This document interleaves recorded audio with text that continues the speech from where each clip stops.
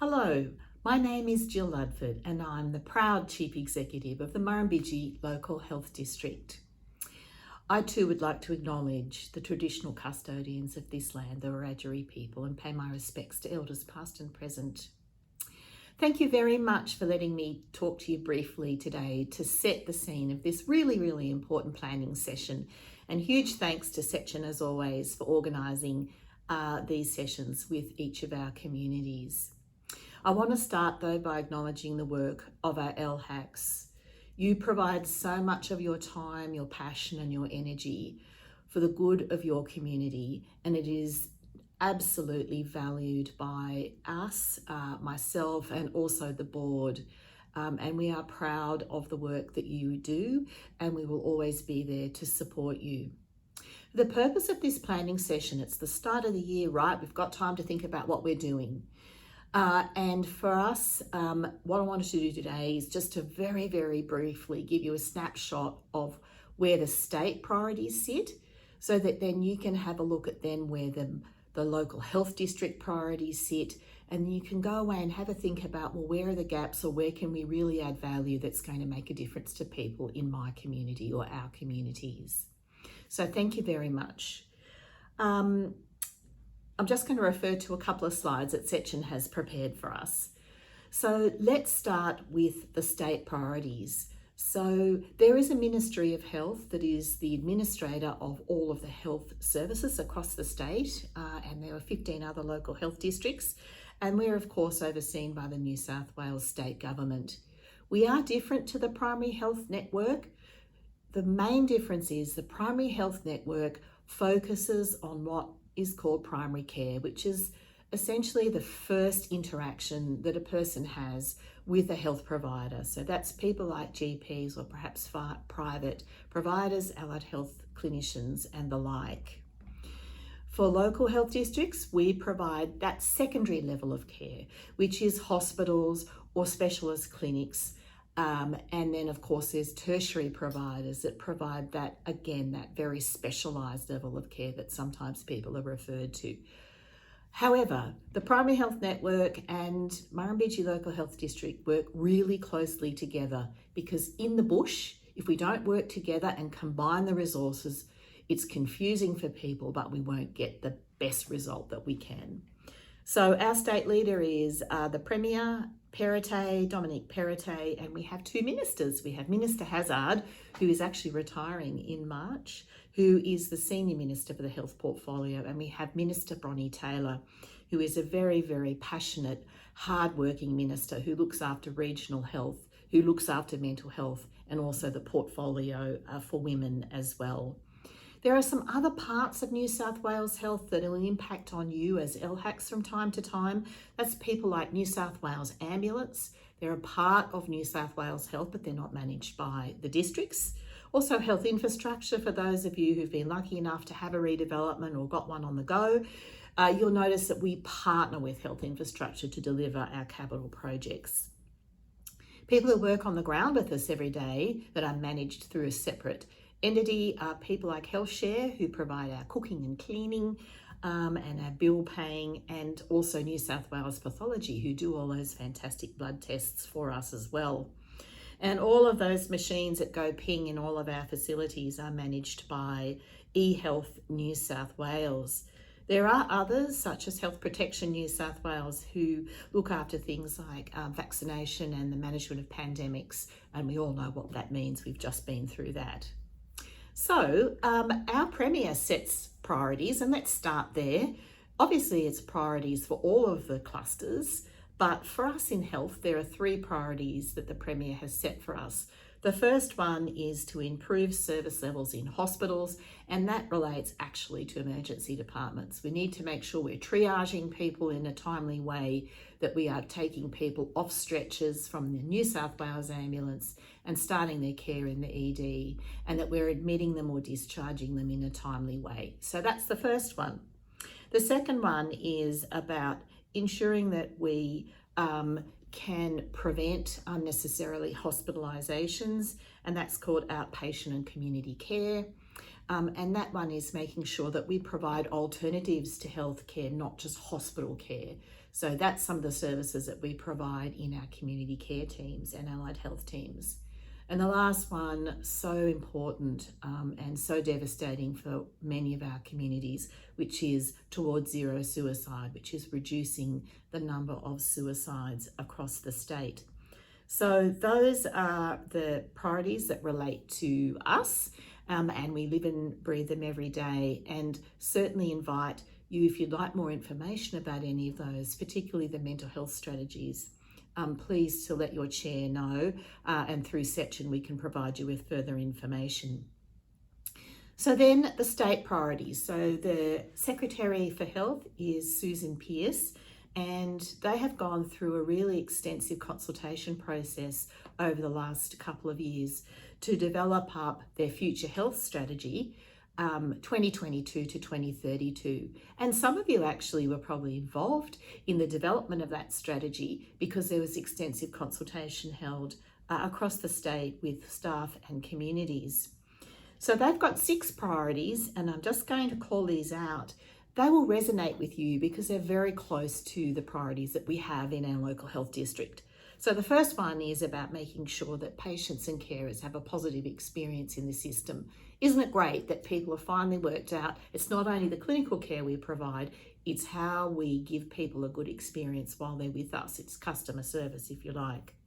The second one is that the care that's provided is safe and high quality. The third one is to promote people to be well and healthy. So we're not just looking after disease, we're promoting that more holistic health.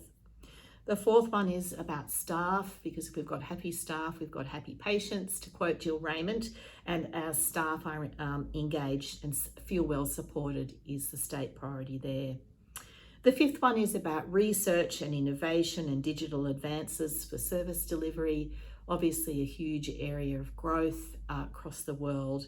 And then the final one is making sure that we're working within our resources and that it's a sustainable system. So with that, I'm going to move across to our priorities in the Murrumbidgee Local Health District. We went through a fantastic process 2 years ago now, and many of you may have been involved in that, which was the development of our strategic directions. If you're new to LHAC, I just wanted to let you know that the LHACs contributed significantly to the development of our vision, of our purpose, really importantly to the directions that we and the board have adopted as our priorities for our region. So I want to thank you for that. And it goes to the heart of the way we operate in the Murrumbidgee Local Health District, which is consumers and staff need to own and contribute to the care that we provide and should be involved in the decision making. So our vision is exceptional rural healthcare, healthier together and care tailored to people's needs. And our purpose is providing safe, consistent, person-led healthcare for our people across the Murrumbidgee. Across all of our priorities, we have said that patient safety is always our first priority. And we've got 4 areas which we are focusing on for our direction. And the first one is holistic health and well-being. And you notice we've got the word well-being in there. So again, we're saying it's not just about managing people when they're ill, it's also about keeping them healthy. And that holistic approach goes to the work that we're doing with our partners, including the Primary Health Network, but there are others as well, including you, our communities. So we want to, where we can, join up all of the care providers, those from our district, those from NGOs and those from other service providers, to be all part of the care team for our consumers. The second one is lifting health outcomes. This is a really important one. We have a number of vulnerable population groups in our region, and we want to make sure that we are absolutely focusing on giving them the very best health outcomes that we can, and that might need specialist targeted services. So that includes care for our Aboriginal people, it includes care for children, it includes care for people with enduring mental illness and older persons, and people who may have experienced family violence. So really important that we provide special care for those people. Locally led reform is one that I'm really proud of. This speaks to the fact that we need to understand the needs of local communities and that we need to partner with communities for bespoke solutions to particular issues within people's regions. Hence the importance of your planning session today, making sure that the change that we are focusing on matters to you. And finally, workforce at its best. And you know, we've been through huge struggles in the last 12 months, not just in health, but right across the regional areas around workforce, attracting people to come to our region and then retaining them in a meaningful way. And we've got a whole range of strategies around engaging our staff. So to help us deliver those priorities, each year the organisation and our clinicians sit down together and say, what are the 6 things we're going to focus on this year that are going to help us deliver those directions that I've just described to you. This year, we have one around enhancing consumer experience. So that's around collecting patient outcome measures and patient experience measures. We're also looking at accessible and culturally safe healthcare for Aboriginal people. We've got a whole range of strategies, including building our Aboriginal workforce and getting more First Nations people in our care teams and in our executive teams and in our management teams. Healthier days at home for older people, really, really critical that we give our older people an opportunity to live their best life, whether they're in a residential aged care facility or in their homes. We've got a whole range of quite innovative models of care for older people. Flexible and responsive healthcare in the community is around boosting and enhancing the care that we provide to people outside of our hospitals in a more traditional way, and how we can provide access to more specialist services to people when they're still in their homes. We can do that through a range of ways, including through virtual care. And also working within our resources and that our health services are well managed and sustainable. And then finally, improving our staff retention, capability and wellbeing in our workforce at its best strategy.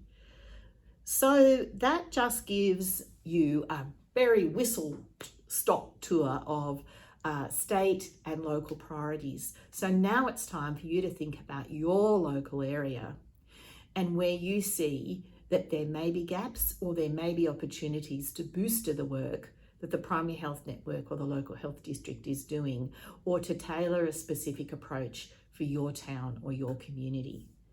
So really welcome your feedback. Have a look at the health needs assessment, think about the priorities for your region, have a think about where the needs are the greatest, and let's work together to get some really great plans for your local health advisory committee. Thank you very much for your time, and I wish you all the best.